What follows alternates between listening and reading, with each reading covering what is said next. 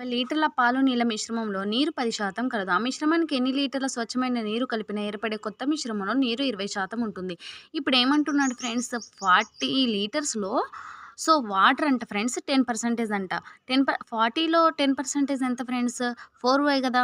కాబట్టి friends water ఏమో 4 litres, remaining 36 litres మిల్కే friends.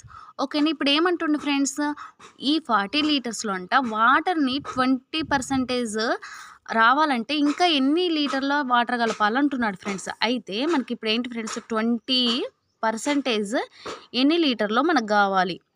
ఓకేనా ఫ్రెండ్స్. మరి 20% వాటరే ఉంటే మరి 80% మిల్కే ఉంటది కదా ఫ్రెండ్స్. ఆ 80% మిల్క్ ఎన్ని లీటర్స్ ఫ్రెండ్స్? 36 లీటర్సే. ఇక్కడ మిల్క్ చేంజ్ అవ్వవు ఫ్రెండ్స్. ఎందుకంటే ఇక్కడ ఎ ఏం యాడ్ చేయమంటున్నాడు? వాటరే యాడ్ చేయమంటున్నారు. మిల్క్ కాదు కాబట్టి. ఈ మిల్క్ లీటర్స్ అనేవి చేంజ్ అవ్వవు. కాబట్టి ఫ్రెండ్స్ 80% మిల్క్‌లో 36 లీటర్స్ మిల్క్ ఉంటాయి ఫ్రెండ్స్. మరి 20% వాటర్‌లో ఎన్ని లీటర్ వాటర్ ఉంటాయని మనకు తెలీదు కదా ఫ్రెండ్స్. చూడండి friends 20 once or 24 jar 4 once or 4 nines or 9 liters friends. ఈ 9 లీటర్స్‌లో ఆల్రెడీ 4 లీటర్స్ ఉన్నాయి ఫ్రెండ్స్. ఇవి టోటల్ అనుకుంటే ఫ్రెండ్స్ ఆల్రెడీ 4 లీటర్స్ వాటర్ ఉన్నాయి కదా ఫ్రెండ్స్ ఇక్కడ.